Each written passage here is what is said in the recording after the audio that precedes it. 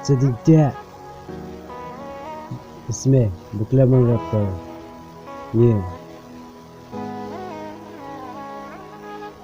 news channel 10 nampak lang lo red sa yeah itum jidam lang sunari itum sing the chiparong non pu ni sing di nang duvel lang itum kilju sing di karong ko ani ni kanang ni sing be nang du ting ni un pa ni sing be nang fancy kai ki sing di nang du la sin ni sing di nang fancy ting ni un la si kan kita mi kan ho kang hon ni tum lang sung long ki zu ni sing di nang fanang dui kang hon ni tum ki zu lang sung na long ni sing di nang fanang dui ni sing di nang do ni kai ke ting ni ni nang pasi kai ke ting ni tum ki zu alam sa kai ke ta de yeah sing ti di kanang ta ni la ni sing di a hok nang pasi do la si prayo ni kang hon nang fancy prayo ni tin nam yeah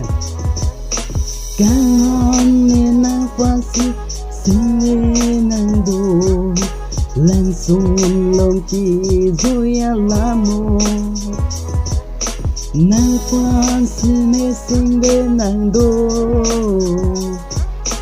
tình nên nang pha jadi cak from Butlia Bamwe Darsa yeah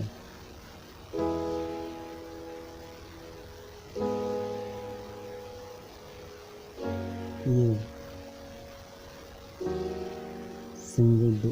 nang yeah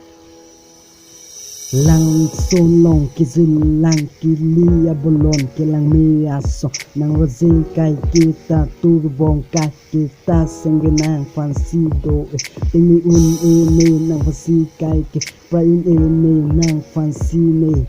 ya nit ni nang fancy tingi ni kangon nang fancy ni singde langsung long kizu ya lamo kangon nang fancy ni singwe langsung long kizu ya lamo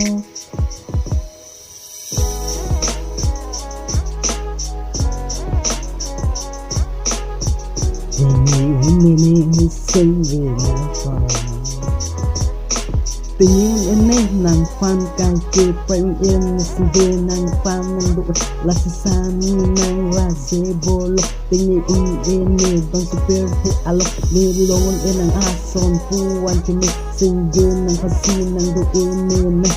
tình yêu ete nam ni nàng fancy tình yêu ete nam yeah kan nàng fan si ni sing de langsung long kizu ya lamo kangon nang fancy ni singwe langsung